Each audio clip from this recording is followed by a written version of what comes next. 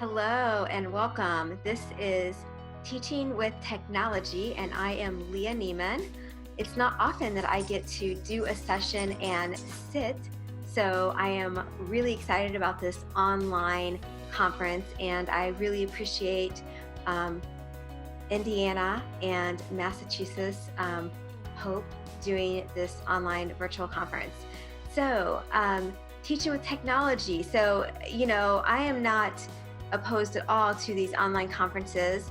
And I am really excited because I feel like this online forum is going to, number one, give us the ability to reach more people. And number two, we're obviously diving into a topic that I love. So let's get started. I have a PowerPoint that I'm going to bring up here and share with us. And don't feel like you need to take a lot of notes as we are walking through this presentation. This session has a huge handout with tons and tons of resources that I will be providing for you. You may have already downloaded it, so don't feel like you need to write down the names of all of these platforms that I'm going to be sharing with you throughout the session. You have a handout with links that are clickable, so you can find all of these sessions as we go through the presentation. All right, so teaching with technology, we are definitely in the technology age, but with that, there are definitely some resources that are going to be better for using when we are teaching than others. And I think we've all seen that, right? We'll find apps that we can use with our kids where we can see them engaging and learning, and other apps that are like what I call our zone out apps. So we want to make wise choices with as parents and decide which pieces of technology that we want to fold in to our homeschool and which pieces that we may want to leave off to the side, not use at all, or may want to leave off to the side for our kids to use kind of in their spare fun time. And that's the really cool thing about being homeschool families is that we always get to decide on those curriculum choices, right? So when you think about folding technology into your homeschool, think about it as you're selecting curriculum. So you're to get to decide what pieces of technology, when it's appropriate, and how you're going to fold that into your overall homeschooling plan. So let me give you an example. We might be teaching history in our homeschool, and we may find an opportunity to um, bring in video editing because we give our child the project of create a video for ancient Greece, or even create a video showing a specific topic within ancient Greece. So that's a very, very easy way for us to begin to fold in a lot of technology into our subject. So don't think of it so much as a big, broad subject that you need to begin to teach. Think of it as using a lot of these small things that we'll be talking about within the presentation as ways that you can kind of fold technology in. Begin early with your child, not too early. We'll give some guidelines for that. But begin to fold it in as you go along through your homeschool. So I don't want you to feel overwhelmed that it's this whole new subject matter that you need to begin to teach, but rather a lot of great tools that you can fold into subjects that you're already teaching. They're going to make it a lot more interesting for your kids. All right, so let's begin to look at some of these things that we can do. All right, first, we have to model digital responsibility for our kids. So they are constantly looking at us for how they're going to use technology.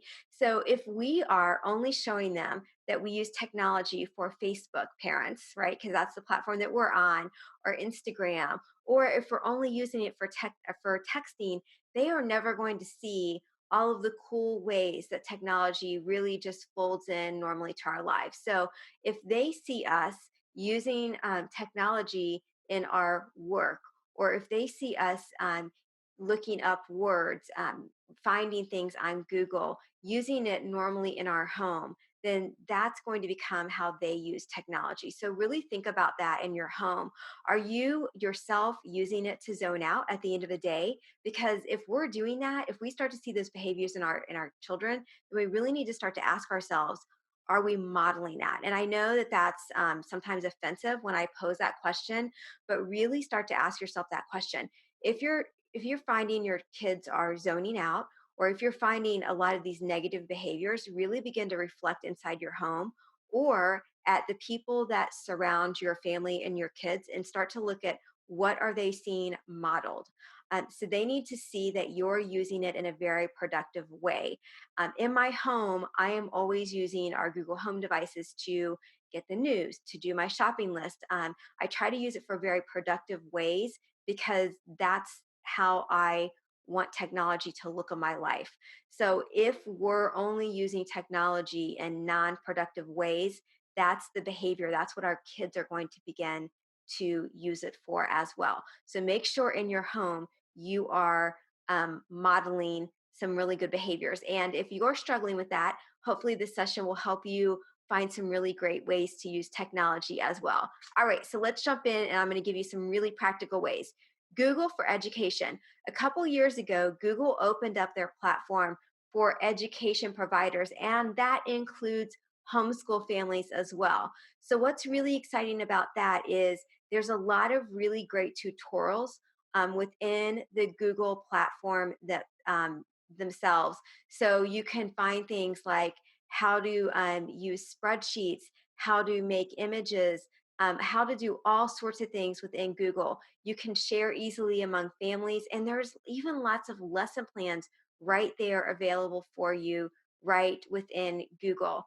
Another really great thing for homeschoolers is that if you're in a co op or in any type of group where you need to do sharing, you can now take advantage of the Google Classroom for that. So you can share among co op members. Your child can use all of those things that are available for Classroom, in the sense that classrooms can share and create documents and all that kind of good stuff.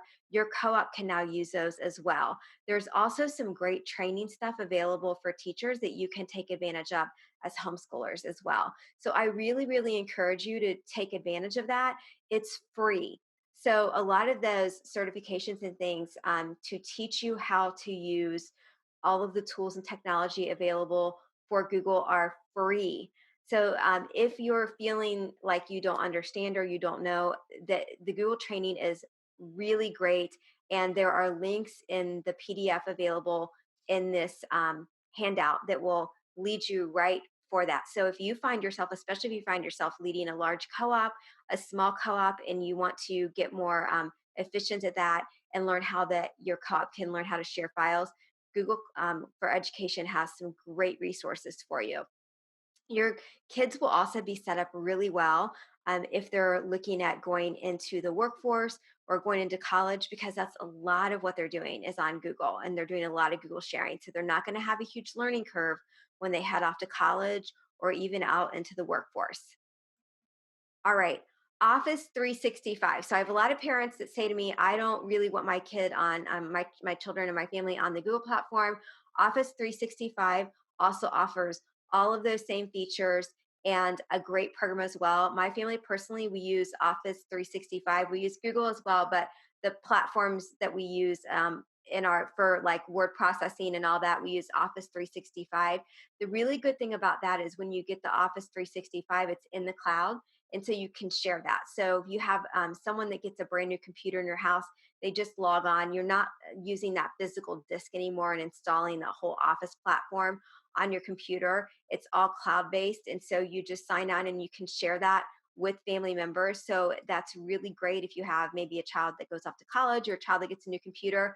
All of your documents then are there saved, so there's no more of that having to back up and losing files and all of that kind of stuff. So again, Office 365 has lots of tutorials. So I really encourage kids to still really learn and understand things like how to use Excel, how to use PowerPoint, all of those things. And I've had a lot of teens say to me, do I really need to know and understand how to use Excel? Yes. Yes, you absolutely do. And here's why. Because even though we have software that does a lot of our back end office things, so a lot of the apps and things run and they kind of calculate and do a lot of those things for you. When you have to download those files, they come as a spreadsheet. And so when you have to manipulate any of those files, you still are going to be dealing with on the back end a spreadsheet. It's still data. Data is data is data. And it's still a lot of times served up as a spreadsheet. So you still want to understand how to go in there and manipulate those spreadsheets, even at a very basic level. So again, both Google and Microsoft have great videos and tutorials on how to do some of those Excel spreadsheet formats and PowerPoint as well. So I really highly recommend both Google and Microsoft 365. Another feature that I really love is Word. Word even has some great features for your kids that do need the text to speech feature. So it will read the documents back to them. So if you have a struggling reader or a child that maybe has dyslexia or some of those learning challenges, you can set them up in Word and they can do the talk feature where they can talk and it will type out. They can also do where it reads back, the underlining. So there are so many features that Microsoft Word has now built in. And again, parents, if you're feeling a little bit like overwhelmed, like I didn't even know those features were there, Microsoft has tons and tons of tutorials that will walk you through how to set up those features for your family. All right. Now we're getting to some fun stuff. So, video creation, if especially if you have kids that really are artistic or what I call those techie homeschoolers, creating videos is a great way to fold some technology in to your everyday learning. Adding video will also a lot of times take a subject that one child maybe finds as boring or is just kind of not really enjoying, and it will make it fun. So a lot of these platforms, Adobe Spark is a very, very simple photo and video editing platform. It's free for education. So they have an adobe.ed platform that's free for educators. And it walks kids through creating a video. And what I love about it is it's teaching them how to create story. So you're not just teaching them to create a video, you're teaching them how do you plot out a story? How do you tell something to someone? How do you show them what you've learned? So it's not just mindlessly creating a video. It's teaching them so much more about story and telling someone how you conceptualize something or how you have learned something. So there's lots of different formats for videos, and it kind of walks them through initially, and then as your student kind of understands different formats for videos, they can just kind of set loose and kind of create their own. But it's very easy to use. So Adobe Spark, it can kids can start out when they're really pretty young and use that very easily. And then there's things like Animoto, which has a free version, but then it also has a very economically priced monthly paid version. It has a few more options than Adobe Spark does, especially it has a much more elaborate music library and some more fonts and things like that. And then you can do more with something like Filmora. So once they increase in their video editing, you can do something like Filmora. And then, of course, you've got something like Adobe, the Adobe Premiere platform. If your kids really get into video editing and are really, you know, going wild with it. And then you have Powtoons and Toontastic for your kids that more like the cartoon type version, and those are really fun. You can, again, do a lot of dialogue. So with those two platforms, if you're creating videos that you want to add a lot of dialogue to, so think about literature and history, and even some science videos where you might want to create a lot of dialogue in there. Those are some really good platforms for that. So think about adding some video projects to science subjects and history subjects, and even some of your literature subjects. So think about unfolding video into things like you're reading a piece of literature and you create a video that might um, dive into the history of that piece of literature, or show a video of maybe your favorite things about the book at a very simple early age, or at a young age. If it's a book that maybe features animals, they can dive in and explore the animals and create a video showing you know the the animals, what they're like in their natural habitat, things like that. So there's a whole lot of things that you can do with video. And again, it's really fun for kids to create. And it also makes something that's fun for them to share with their family and friends. All right. The next thing is images. So kids can create images using, again, Adobe Spark. That's a great platform for video, but you can also create images in Adobe Spark as well. And then Canva is another one. The thing that I really love about Canva is they have a lot of templates that are there that lean towards the education realm already. So, for instance, kids can go in and they can create bookmarks, or they can create um, like a calendar template. They can create a newsletter. So that's really fun. They can create a newsletter for their family. There's all sorts of fun things that they can create in Canva, already using some of the templates there. If they really get dive deep into Canva, they may start finding that some of the graphics that they want maybe are $1 or whatever. So at that point, you may want to get a paid account, but the free account on Canva will let kids do a lot of really fun things. And again, one of the things that I like about both Canva and Adobe Spark are they're learning a lot about art and graphics and fonts and things, because it will naturally show them some suggestions for color schemes and fonts that work well together. So they're really starting to learn about some colors and fonts, and so they'll naturally kind of learn some of those things together. But they have total freedom to go totally outside the box and do any colors and any fonts that they want. So there's a lot of freedom, but at the same time, your kids that might have trouble coming up with their own ideas, there's plenty of suggestions that are given within both of those programs.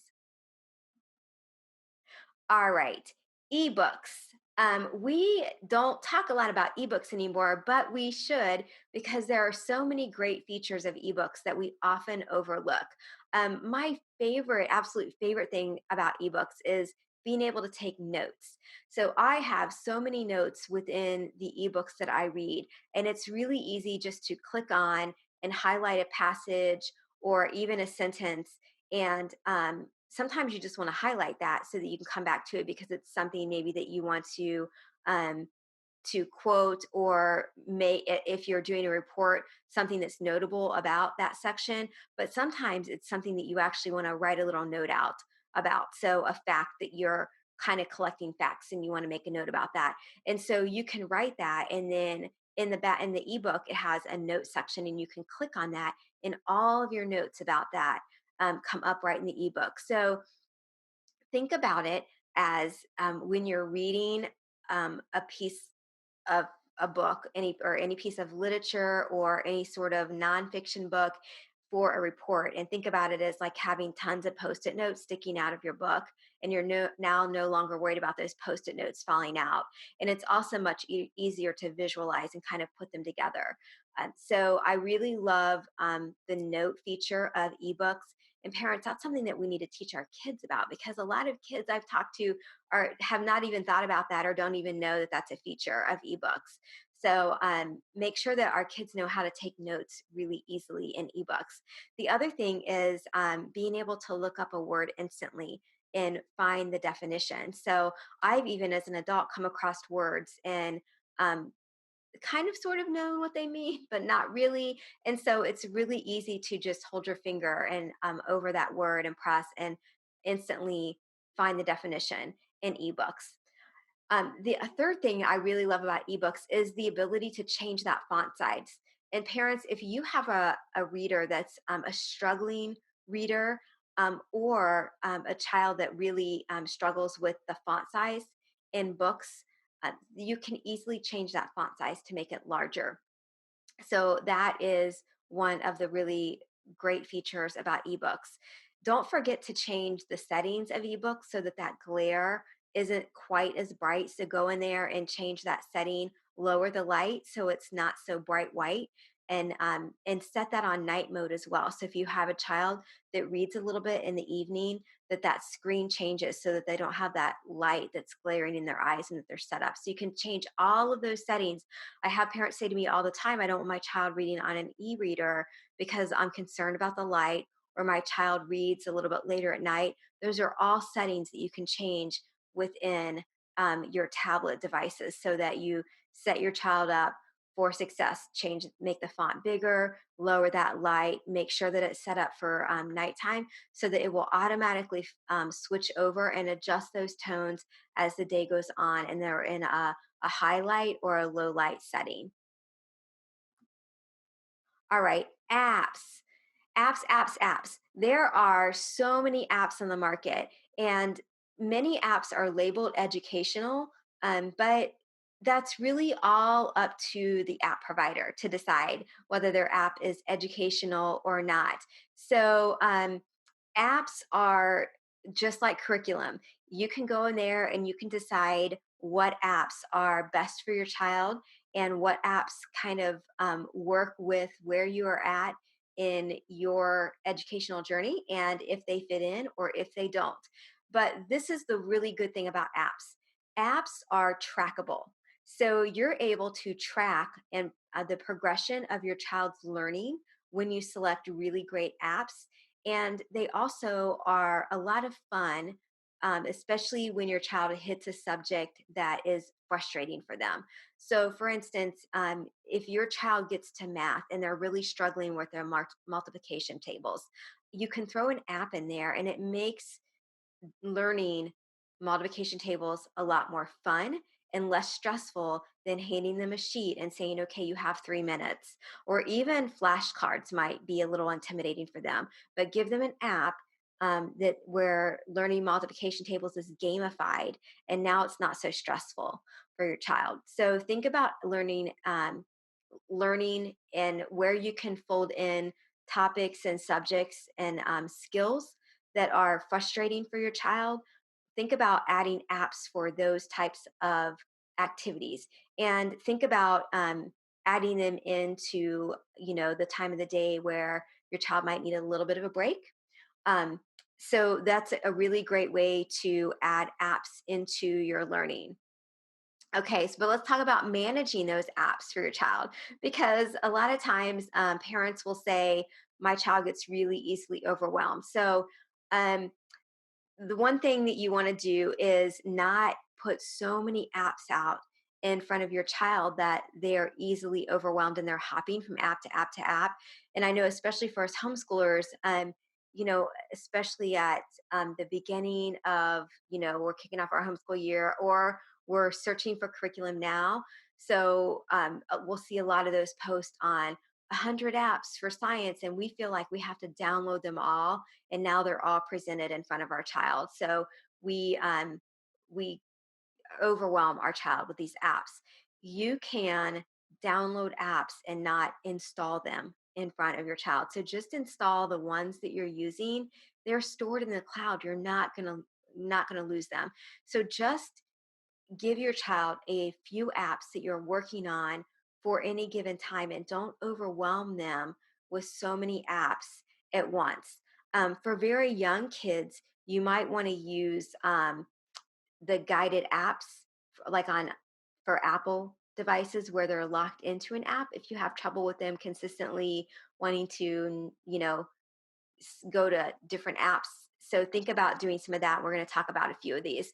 And then also um, be mindful of the types of apps that you download.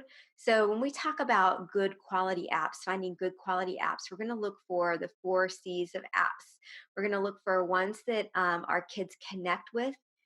So, are they connecting with the actual content and the subject matter of that app? So, for instance, our child all of a sudden is really excited about dinosaurs, and we find an app that has a dinosaur theme, really explains dinosaurs, has some great quality learning material, and has some good juicy meat to it. I mean, they're connecting with it because they're interested in it. And we know that as homeschoolers, right? When our child is interested in a topic, they're going to pick it up and they're going to be like a sponge. So find apps that your child connects to.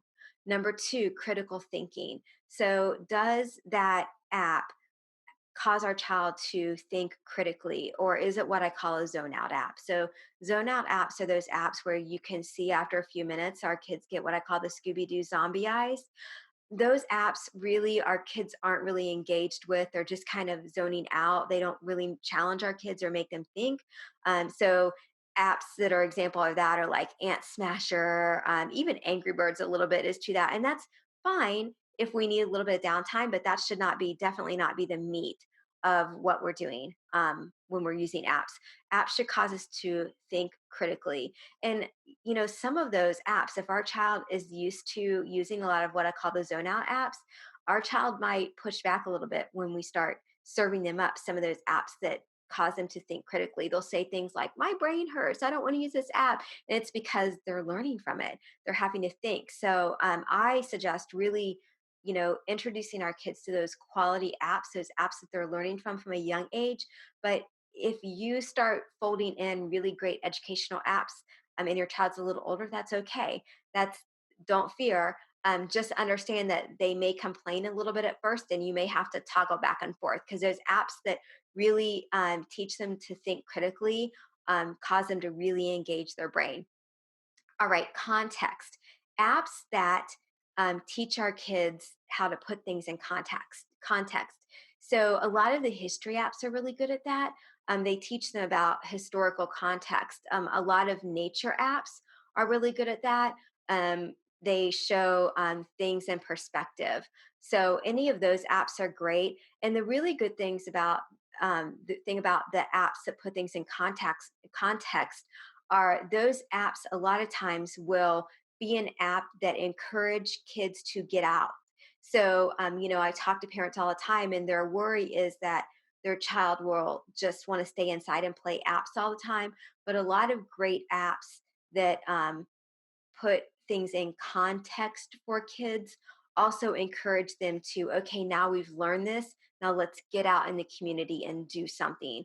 Or we're like with the historical apps, there are a lot of historical apps that will like show um, like this was what this place used to look like, and now here it is, or here's a great thing, now go out and do it.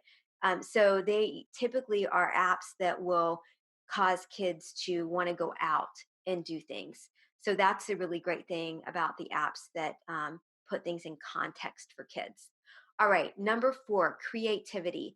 Apps that teach kids or inspire them to be creative. So a lot of our art apps and our music apps are really good for inspiring creativity in kids.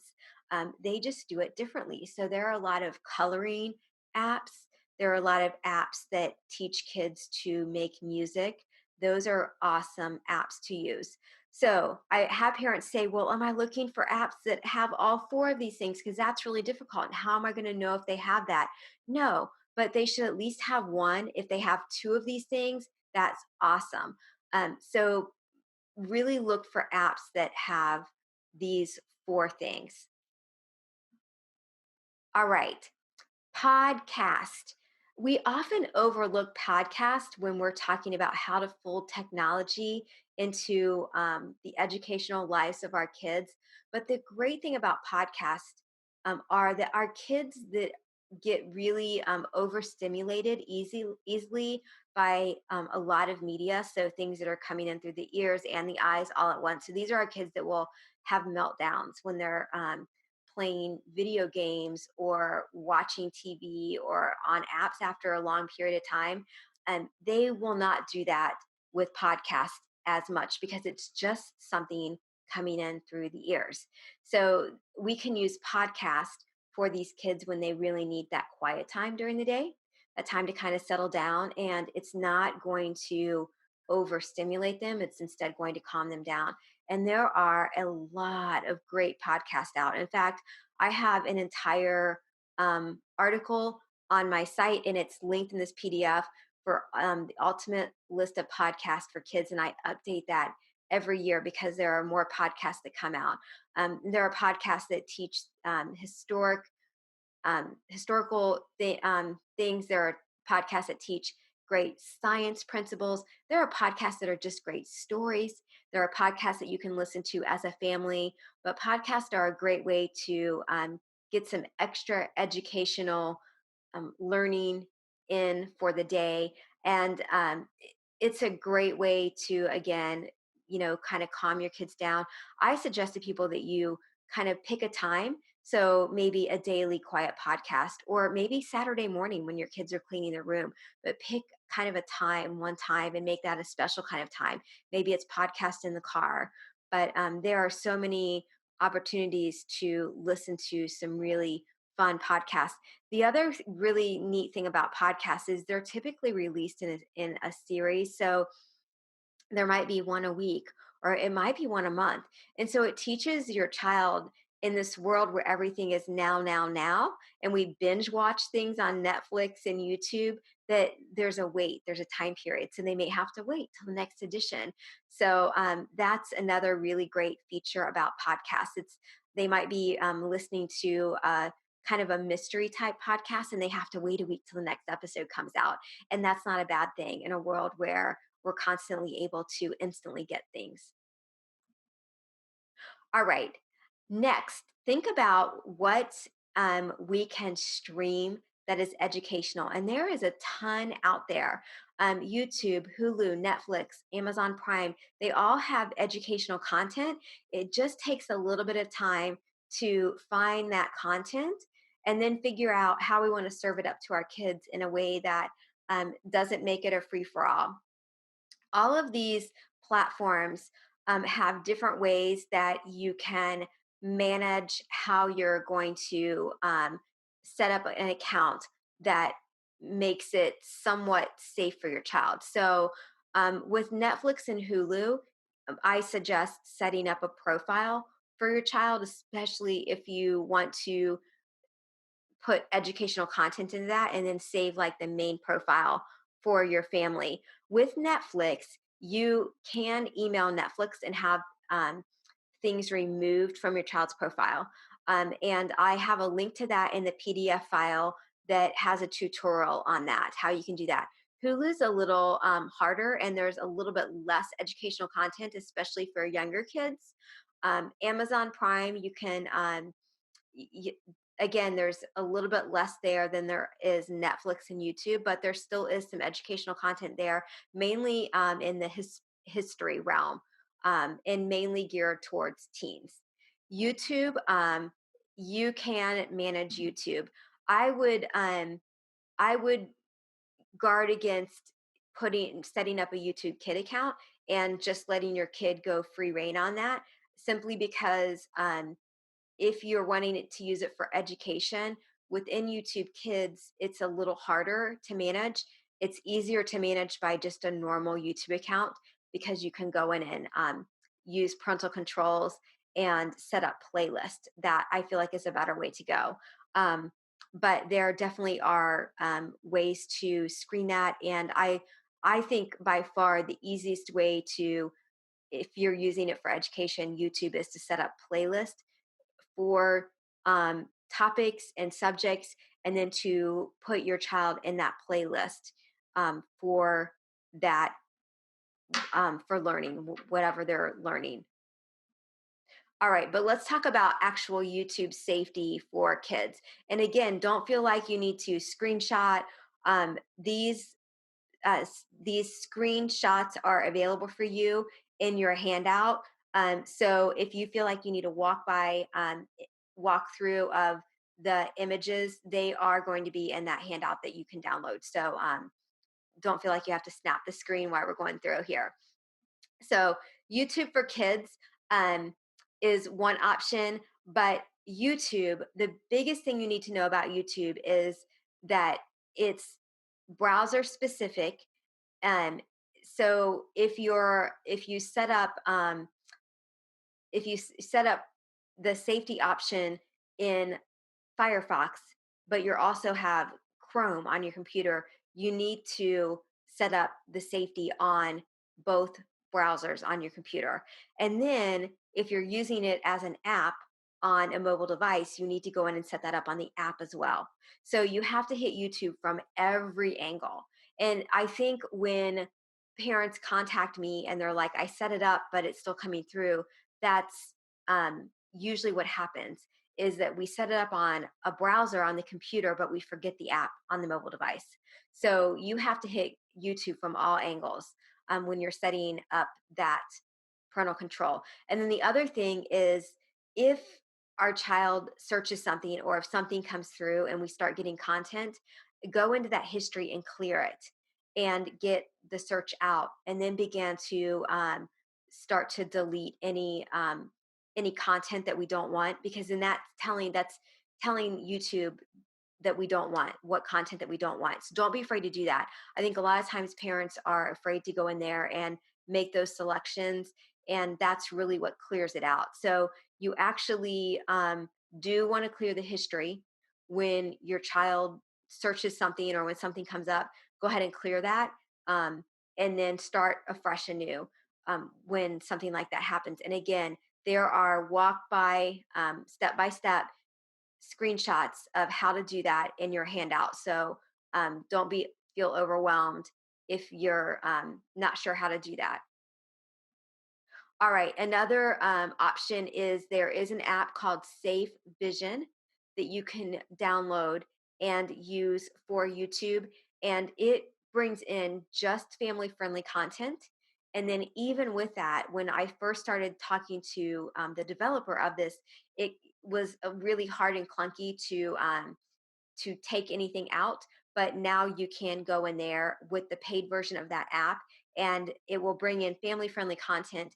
And then, even within that content, if there are um, shows that you don't want your child to watch, because we all have different opinions about what we think is content that we want our kids to watch, you can go in there and delete that. So if you want an app to control YouTube for you, Safe Vision is one that you can download and use. All right, but let's talk about the safety mode on the computer. So again, these are the screenshots that you don't feel like you have to grab right now because they're in your handout. But on the computer, you're gonna go to YouTube and you're gonna click on your profile and you're gonna scroll down. And that restricted mode, the default setting is going to be off, and you want to turn it on.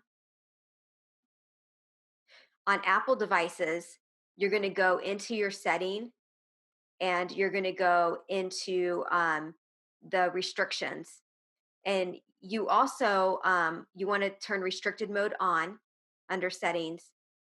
And then another thing that you want to do is the autoplay, turn that off so that it doesn't autoplay. And you're going to want to do this on your Android devices as well. So a lot of times what happens in YouTube is your child is watching a video and that video is fine, but then on autoplay the next one will come up and it may not be as child friendly, or it may not be one that you particularly want your child to watch, and that will keep happening and happening and happening. So go ahead and turn autoplay off, and then that way you can just go down through and select which videos you want your child to watch. It's a good way to monitor the time that your child is spending on YouTube, especially if you're just using it for educational purposes. So, hey, we're going to watch this video about how crayons are made, and then you're just able to stop, and there's no frustration that the next video comes up and your child melts down because they wanted to watch that video too. All right. But it's also a really easy way for you as a parent to make sure that you're able to make sure that there's another video that doesn't come up, that you haven't screened and you're not really sure what that content is. Okay, on Android devices, you're going to go into your account and scroll down to settings and then go to general and then restricted mode. Toggle that restricted mode on. And then again, in general, there's also that auto play feature. All right. The next thing that I really love for educational use is the massive online the massive open online courses. So those are courses that are put out, a lot of them by universities and colleges, um, for free that we can use. The thing to keep in mind about these is the majority of them are put out by colleges and universities, so they're higher educational courses. So when anything comes out for free, as homeschool families, we get so excited about it and we want to jump on them. But remember that it's a lot of it is college and universities putting that content out, so it's probably not going to be appropriate for an 8-year-old or even a 12-year-old. It's going to be more geared for high school students. But that said, you can find a lot of content because it is free. You're going to have to do a little bit of digging, and then really look at the way the course is formatted. Does it have a feature where those taking the course are chatting and offering feedback on the assignments that you're posting, or is it just like a video type format where you're just learning because the videos are posted by the teacher and there's no like real work that you're submitting and commenting on. So make a good judgment about that as a parent as to the type of the course, and is it appropriate for the age of the child that you're going to have use it. But there's a lot of really great content out there in that the open online courses now. The other one that a lot of homeschool families like is Khan Academy. They have come a long way since developing out their content. Keep in mind that Khan Academy is a secular academy. So if you're looking for a faith based option, you're not going to find it in Khan Academy. But you can find a lot of supplemental stuff in Khan Academy, even if you're using a faith based curriculum. So if your child is struggling because they're still not wrapping their mind around something like radicals, you can go out there and maybe find a lesson that will boost them up, explain it in a little bit of a different way. So that's one way that you can use Khan Academy. They do have full lessons there, if if you want to use it that way. But the majority of the families that I know that love and use Khan Academy are using it simply for supplemental to kind of get their child over the hump again for again a concept that they're just need a little bit of a boost, kind of learning, or they need a little bit of extra skill practice in something. All right, the other thing that I'm a huge fan of is online classes. You can find online classes of all sorts, from live online classes to hybrid to more of the self-paced classes to the video classes. The key with being really successful at online classes is to really understand what your student needs and what you need as a homeschooling parent. So if you are really wanting something to take the full burden off of you, you're going to want to look for something that maybe offers the grading and the ability for your child to reach out to the teacher, something that offers more all inclusive type of learning. But if you're just wanting something that your child can really engage with every day, the video classes that are just something your child jumps on with, has a little bit of connection, that may be more your speed. So just like with curriculum, really evaluate what your needs are and what the online provider is offering. And then, just like with curriculum, don't be afraid to ask questions if you're not understanding fully what the online provider offers. So, just like if you would walk the hall or walk this digital hall for this conference, what exactly is provided with an online course? Ask questions. They want you to ask questions.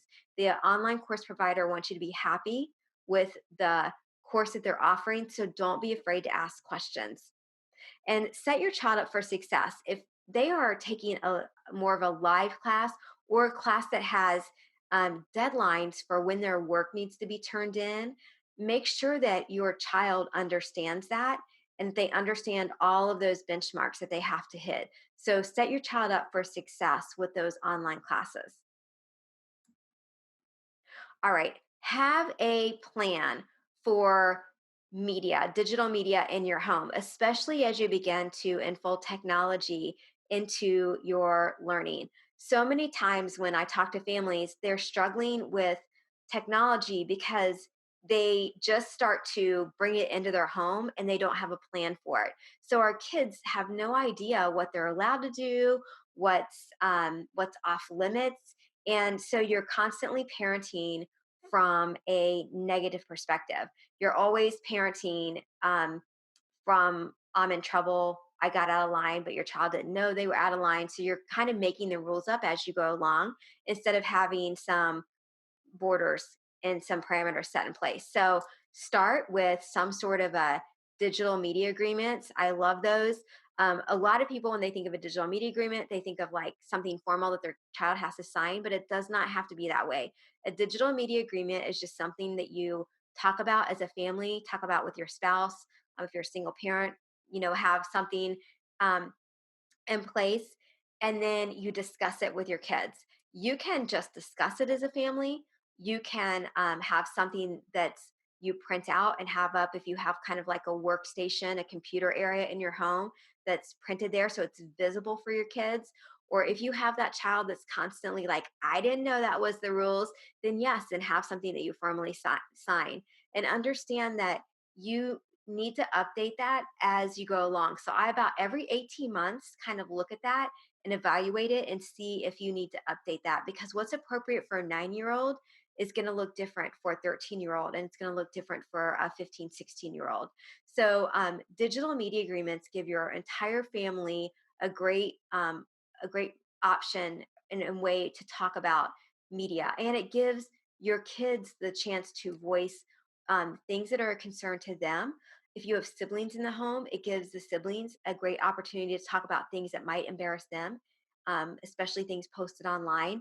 And so, what you find happens is the whole family begins to talk about technology in your home, and you begin to hear from your kids things that might bother them. And siblings begin to talk about things amongst themselves. And so, home begins to become a safe place, begins to become a place where you can talk about technology, and you'll find that your kids will begin to start talking to you proactively instead of it being all you talking to them about issues. And that's what you want. You want your kids to come to you. You want your kids to come to you when they are scared about things.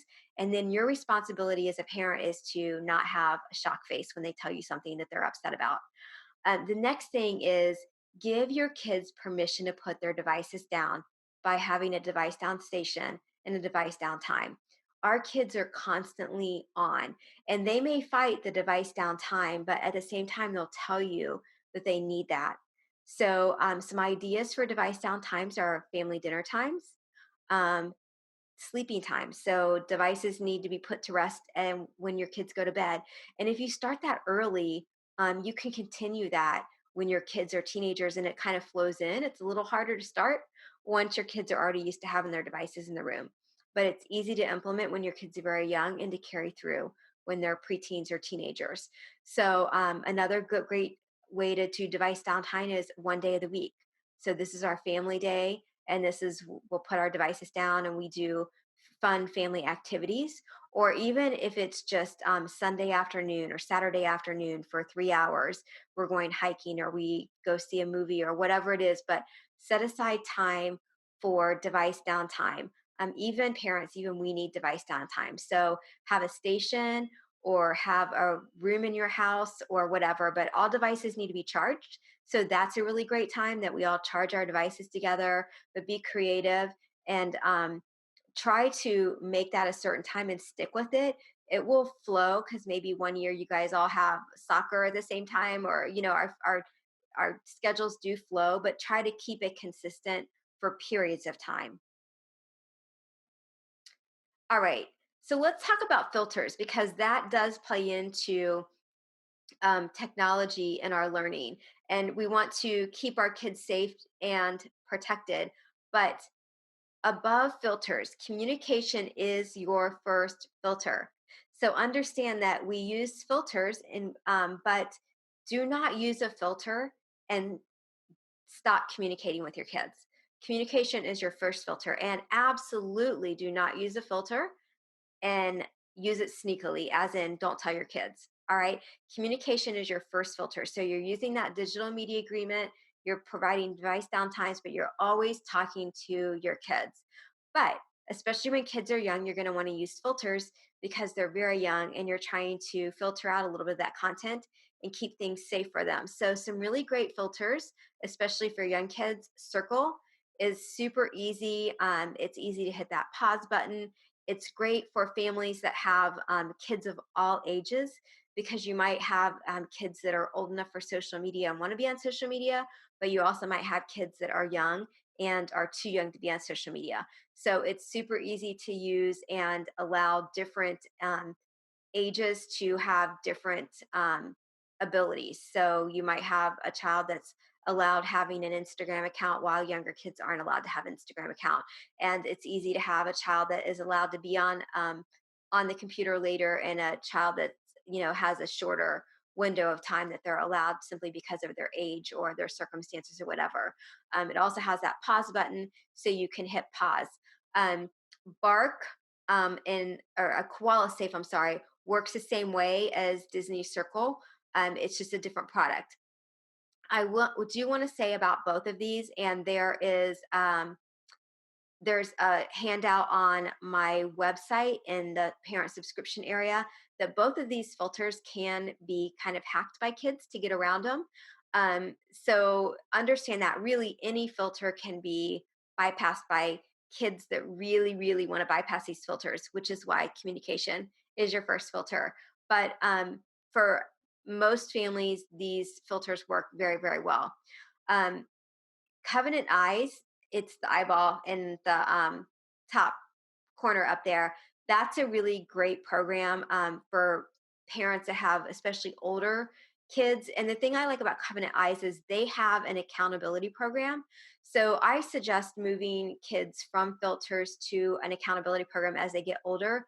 The way accountability programs work is they send an email out to um, to parents or whoever the accountability program whoever's the accountability partner for that person on the program. So it doesn't stop your child from seeing content.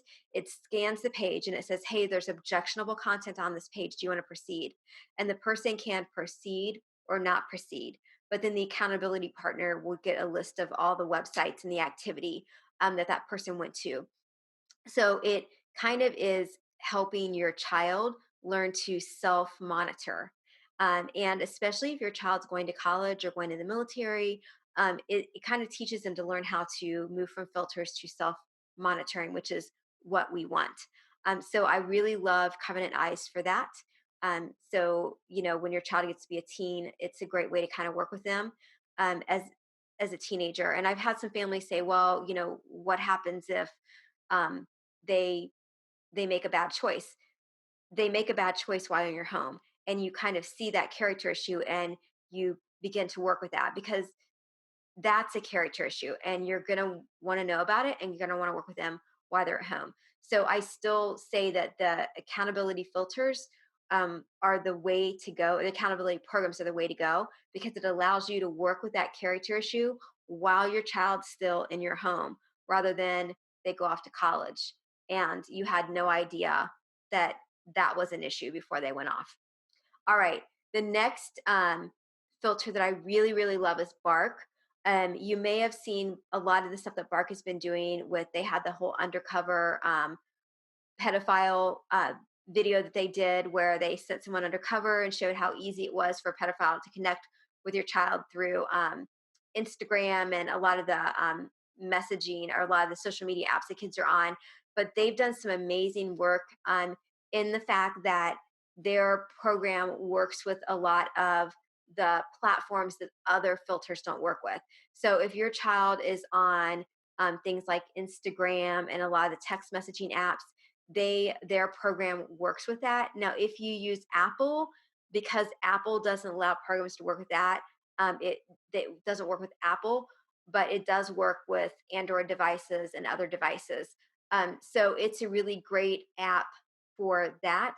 And they also screen like text messages for anything that would signal bullying, cyberbullying, and anything for self harm. So if that's a concern for you as a parent, Bark is a really great filter for that. So as we're folding technology in, and if that's a concern for you as a parent, there are some really great filters available. Education is really just a click away, and it's so easy to fold it into your homeschool. Don't think about it as a separate subject. Think about it as how can we fold it in and teach our kids some really great tech skills? How can we teach them that technology is all about being productive? And so, what can we teach them that's teaching them a really great skill that they can use for education and life? And understand that when we're teaching them that, they're more apt to do things like video creation and image editing and how to use PowerPoint, how to use all of these great skills that they're going to need for work and life. And that they're going to spend their time doing that so that when they're a teen, they'll have less time and less care about a lot of the negative things. So we're teaching them how to use technology for good instead of all the wasteful things. But we want to create a generation of kids that use technology wisely. And so let's do it in our homeschool, and let's be excited about technology and not scare our kids and give them the impression that technology is just something that's poor and bad, because it's not. It's a great tool. And so let's show them how to use it wisely. Thanks for joining me, everyone. If you have any questions at all, feel free to email me. Since we are in a virtual space, my email is leah@leahnieman.com. And again, go through that handout. There are so many really, really great tools that you can use in your homeschool. And again, if you are concerned about YouTube, those images are right there. There's a step-by-step walkthrough of the images that will show you how to secure your YouTube account, for those of you who want to use some YouTube videos a little more in your homeschool. All right. Thanks for joining, everyone.